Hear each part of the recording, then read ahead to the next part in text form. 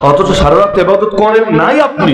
এমনকি নিয়মিত যারা এশা আর ফজর জামাতের সাথে পড়েন, আপনাদের শবে কদর মিস হবে না, হওয়ার কোনো চান্সই নাই। কেন?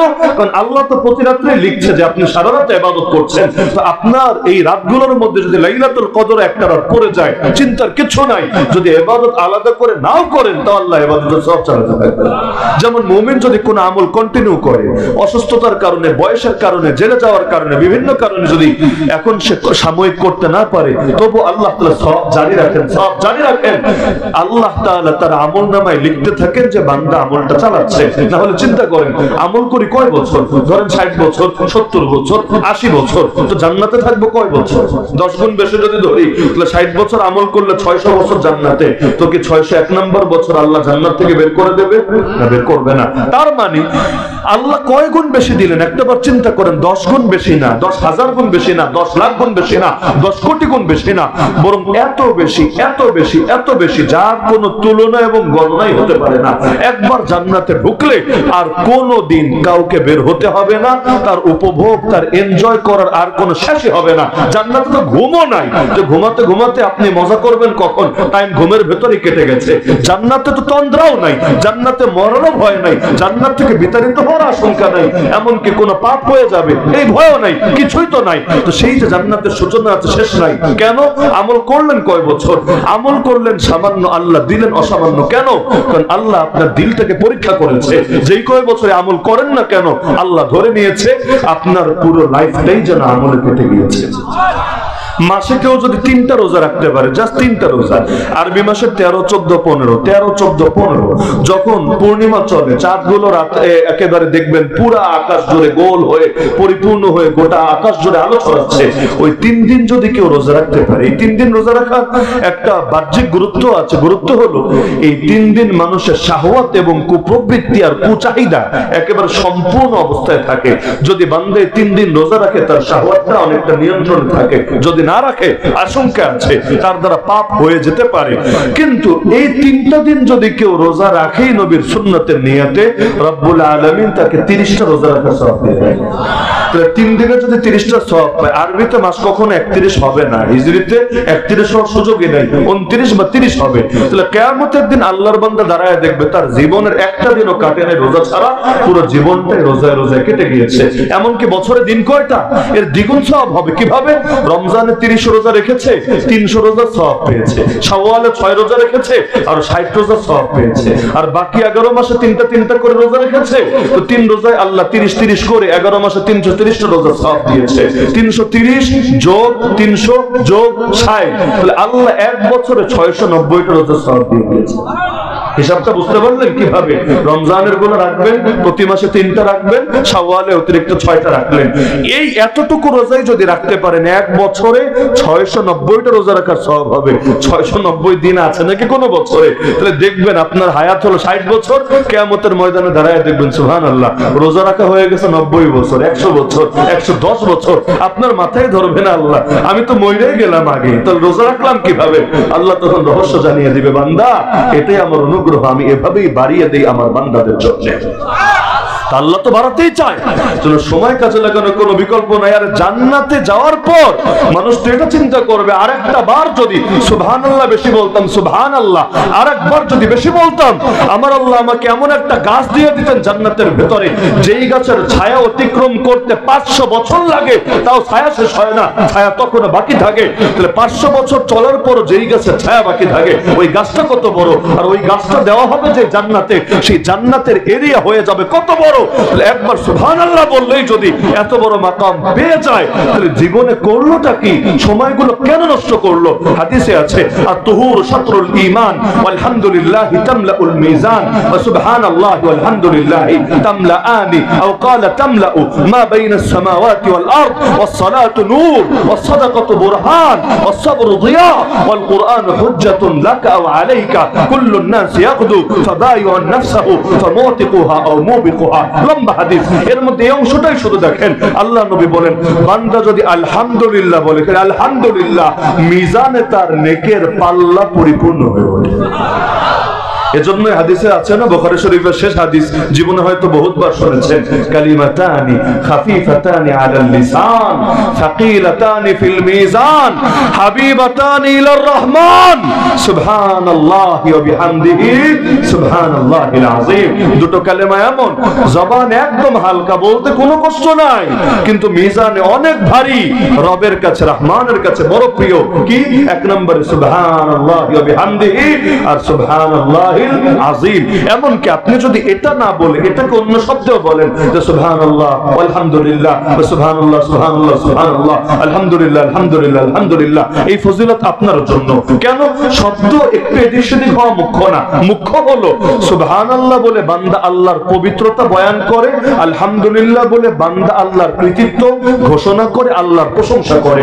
আল্লাহ চায় বান্দা তার প্রশংসা করুক, আল্লাহ চায় বান্দা তার পবিত্রতা বর্ণনা করুক। এজন্য এই হাদিসের পরের অংশে বলা হচ্ছে, বান্দা যদি সুবহানাল্লাহ আলহামদুলিল্লাহ বলে, আসমান আর জমিনের মধ্যে 1 ইঞ্চি জায়গাও খালি থাকে না, পুরোটা নেক আমল দিয়ে ভরে ওঠে।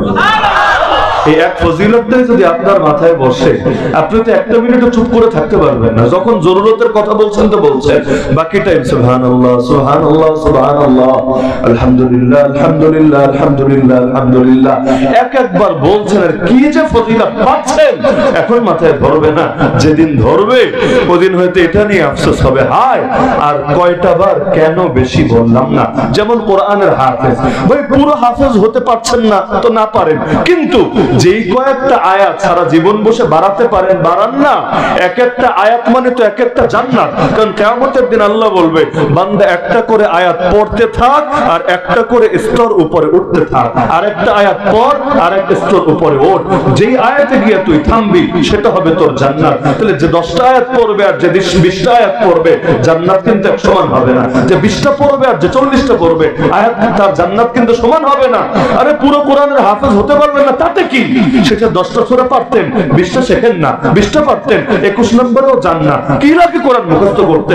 অনেক আয়াত তো এমন একবার শুনলেই মুখস্থ থাকে, দ্বিতীয়বার শোনাও লাগে না। অতুর তুর পাহাড়ের কসম, একবার শুনলেন কেন বলবেন? আমারে বলেন দেখে, অতুর অতুর অতুর অতুর কয় মিনিট লাগবে মুখস্থ করতে? কিন্তু এই মুখস্থ করলেন মানে জান্নাতের একটা স্তর উপরে উঠলেন।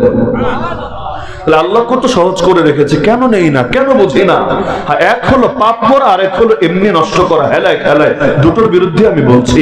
যেমন অপচয় আর অপব্যয়, পার্থক্য বুঝেন। আমাদের বাংলাদেশে বলে অপচয়কারী শয়তানের ভাই, বলে না? আবার নিচে লেখে আল কোরআন। তবে এখানে অনুবাদটা আমার কাছে পারফেক্ট মনে হয় না। আমার কাছে পারফেক্ট মনে হতো যদি লিখতো অপব্যয়কারী শয়তানের ভাই। কেন? কারণ তাবযীর আর ইসরাফ কোরআনের দুইটা শব্দ আছে, ইন্নাল মুবাযযিরিনা কানু ইখওয়ানাশ শায়াতিন। এই যে কোরআনের আয়াত, এর অনুবাদ হলো যারা পাপের পথে খরচ করে ওরা শয়তানের ভাই। অনুবাদ মাথায় গেঁথে রাখেন, তাহলে একটা আরেক জায়গায় চালায় দিবেন। পাপের পথে যারা ব্যয় করে, অতিরিক্ত ব্যয় লাগবে না, একটা পয়সা যদি ব্যয় করে, শয়তানের ভাই। সিনেমা হল বানালো যে, এর পেছনে যেই কয় টাকা খরচ করলো শয়তানের ভাই। আরে নাটক সিনেমা রচনা করলো যারা, যেই কয়টা পয়সা খরচ করলো ওরা শয়তানের ভাই। আরে যারা কোনো জুলুম ছড়িয়ে দেওয়ার জন্য পয়সা খরচ করলো, যে কয়টাকে করলো ওরা শয়তানের ভাই। তো এখানে অপব্যয়কারী মানে গুনাহের কাজে যারা ব্যয় করে, এদেরকে বলা হয়েছে শয়তানের ভাই। আর আরেকটা হলো অপচয়। অপচয় মানে কি? দরকার এতটুকু, করলেন এতখানি। যেমন আপনারা যারা ট্যাপ ছেড়ে উজু করেন, ওরা সবাই ধরা খাবে না। নদীতেও যদি উজু করেন, নদীতে যেখানে নদীর পানি গড়িয়ে আবার নদীতে যায়, সেখানে অপচয় করা যায় নাই, মাথায় গেঁথে রাখেন। নদীর ভিতরে আছেন, পানি গড়ায় নদীতে যাবে, তাও অপচয় করা যায় না। আর ট্যাপ ছেড়ে খেয়াল করলে দেখবেন 1 বালতির বেশি পানি লেগেছে উজুতে, যা দিয়ে একজন গোসল করে ফেলতে পারে। ছেড়েছো তো ছেড়েছে, মাশাআল্লাহ, মারহাবা, কেউ তো আর বিল নেবে না তার কাছ থেকে, করেই যাচ্ছে আর করেই যাচ্ছে আর করেই যাচ্ছে। অথচ আপনি এর বদলে বদনা দিয়ে উজু করে দেখেন, দেখবেন অন্তত 10 ভাগের 1 ভাগ পানি দিয়ে উজু শেষ হয়ে যাবে। এমনকি উজু শেষ হওয়ার পর পানি একটু বাকিও থেকে যাবে, আপনার উজু শেষ। তাহলে এভাবে যদি হিসাব করি, অপচয় করি নাটাকে, নিজের ঘরে কি পরিমাণ বিদ্যুৎ অপচয় করি, গ্যাস অপচয় করি। লাইনের গ্যাস যারা পেয়েছে এরা তো নিজেদেরকে জামানার একদম সবচাইতে বড় ফজিলতপূর্ণ লোক মনে করে। এই গ্যাস দিয়ে কাপড় পর্যন্ত শুকায়, আর লোকে গ্যাস পায় না, কি এক আজীব অবস্থা। তাহলে এই যে অপচয়গুলো দেশের মধ্যে হয়, এই অপচয় যারা করে, আল্লাহ বলেছেন আল্লাহ অপচয়কারীদেরকে পছন্দ করেন না। তাহলে সময় এখনো গুনাহে ব্যয় করে, এটা তো নিষেধই, এটা তো বলাই লাগবে না। যেই সময় ব্যয় করলো গান শুনে, যেই সময় ব্যয় করলো সে বিভিন্ন পাপের ভেতরে, এটা তো নিষেধই। কিন্তু পাশাপাশি এটাও নিষেধ সময়গুলো এমনি এমনি এমনি কাটায় দেওয়া, অর্থাৎ মিন হুসনি ইসলামিল মারই তারকুহু মা লা ইয়ানি। নবী বলেন একজন মুসলমানের ইসলামের সৌন্দর্য এখানে সে অনর্থক কথা বলে না, অনর্থক কাজ করে না। মনে থাকবে তো ইনশাআল্লাহ? সময় কাজে লাগাতে চাইবেন তো ইনশাআল্লাহ? যদিও এটা মোটেও সহজ না, আমি আগেই বলে দিচ্ছি, এটা মোটেও সহজ না। পাপীর জন্য পাপ ছাড়া এত সহজ কোনো কথা না।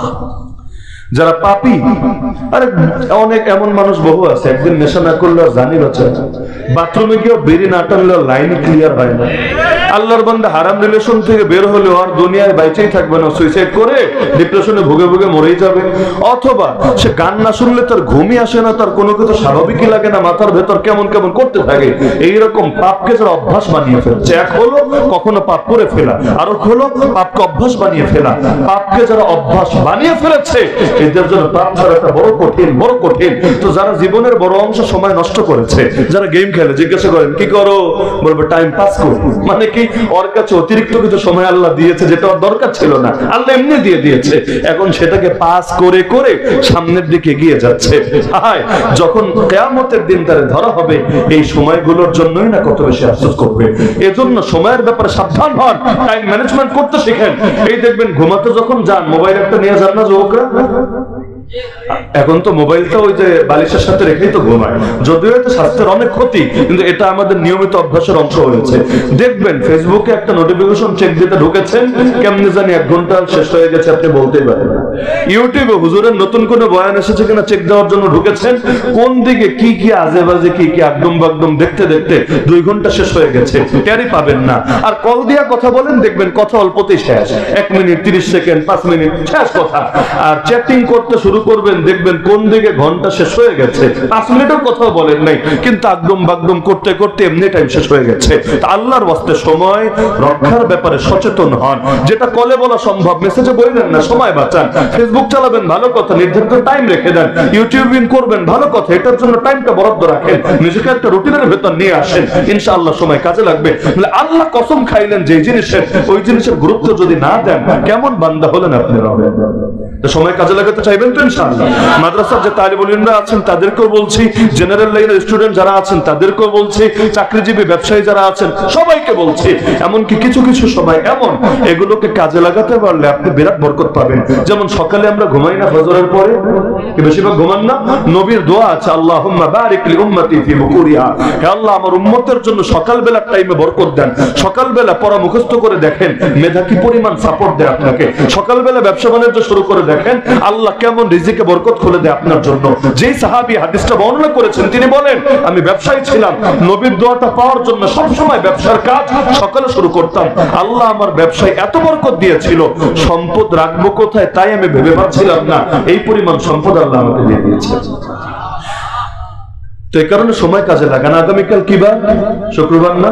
শুক্রবার দিন এমন একটা টাইম আছে, বান্দা যে দোয়া করবে আল্লাহ সে দোয়া কবুল করবে, কোনো দোয়া করবে না।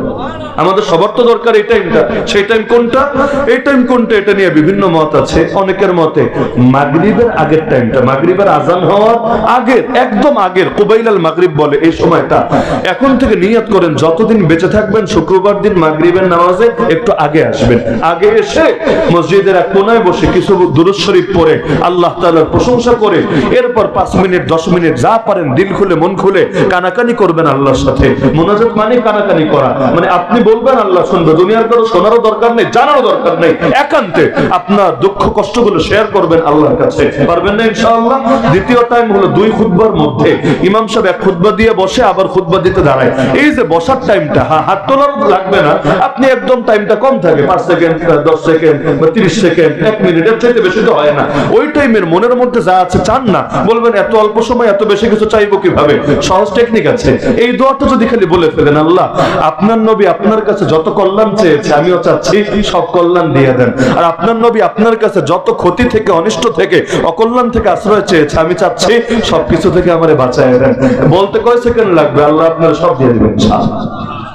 এক নম্বর আয়াত শিখলাম। দুই নম্বর, ইন্নাল ইনসানা লাফি খুসর, নিশ্চয়ই সমস্ত মানুষ আছে ক্ষতির ভেতর। লাখোপুরার মানুষ, ২৫০০০-এর মানুষ, বাংলাদেশের মানুষ, আমেরিকার মানুষ, সবাই আছে ক্ষতির ভেতর। তবে ইল্লাল্লাযীনা আমানু ওয়া আমিলুস সালিহাতি ওয়া তাওয়াসাউ বিল হক ওয়া তাওয়াসাউ বিস সাবর, চারটা গুণ আছে যাদের ভেতরে, তারা ক্ষতির ভেতরে নাই। তার মানে চার গুণ নাই যাদের ভেতরে, সবাই ক্ষতির ভেতরে আছে। আপনারা কি ক্ষতিতে থাকতে চান না ক্ষতি থেকে বাঁচতে চান? সবাই চান তো বাঁচতে।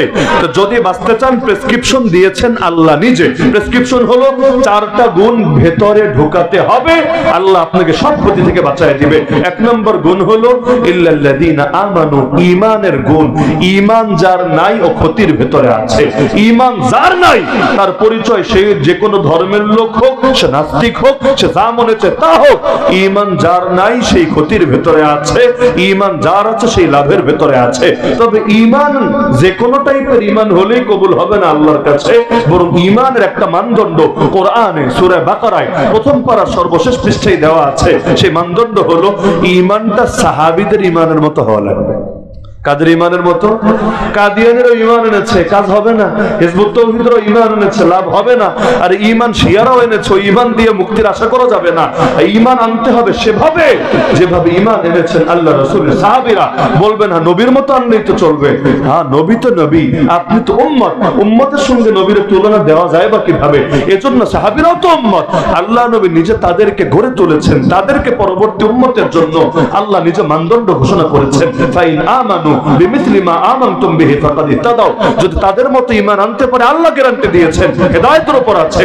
সুতরাং প্রত্যেকে এখানে যারা আছেন, আমি হাত জোর করে অনুরোধ করি, আল্লাহর ওয়াস্তে, আল্লাহর ওয়াস্তে, আল্লাহর ওয়াস্তে যাচাই করেন আপনার ঈমানটা সাহাবীদের ঈমানের মতো হয়েছে কিনা।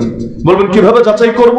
যার নিজের জ্ঞান আছে নিজের জ্ঞান দিয়ে যাচাই করেন, যার জ্ঞান নাই জ্ঞানীদের কাছে আসেন। ফাসআলু আহলা যিকরি ইন কুনতুম লা তা'লামুন, আলেমের কাছে এসে, বুজুর্গদের কাছে এসে যাচাই করেন ঈমান ঠিক আছে কিনা। আরে ঈমান তো আমরা কবর জগতের উপর ঈমান এনেছি, কই দিলে তো ভয় আসলো না। ঈমান তো হাসর নাসরের উপর এনেছি, কিন্তু সেই ঈমান তো আমাদেরকে তার থেকে বাঁচাচ্ছে না। তো ঝামেলাটা কোথায়? আল ঈমানু বাইনাল খাউফি ওয়ার রাজা, ঈমান হলো ভয় আর আশার মাঝামাঝি। আমাদের কারো ভয় আর ভয় আর ভয়, আল্লাহ আমারে মনে হয় মাফই করবে না। আর কারো আশা আর আশা আর আশা, আকাম কুকাম যাই করুক ওর সমস্যা হবে না, আল্লাহ মনে ওরে মাফ করেই রেখেছে, ওর মরতে দেরি জান্নাতে যেতে দেরি হবে না। অথচ ঈমান হলো দুইটার মাঝামাঝি। কোন সাহাবী বলতেন ভয় লাগে আল্লাহ একটা লোকরে জাহান্নামে ফেললে ভয় লাগে ওই লোকটা আমিও হতে পারি, আবার আশাও জাগে আল্লাহ মাত্র একটা লোকরে যদি জান্নাতে দেয়, দিলে বড় আশা ওই লোকটা আমিও হতে পারি।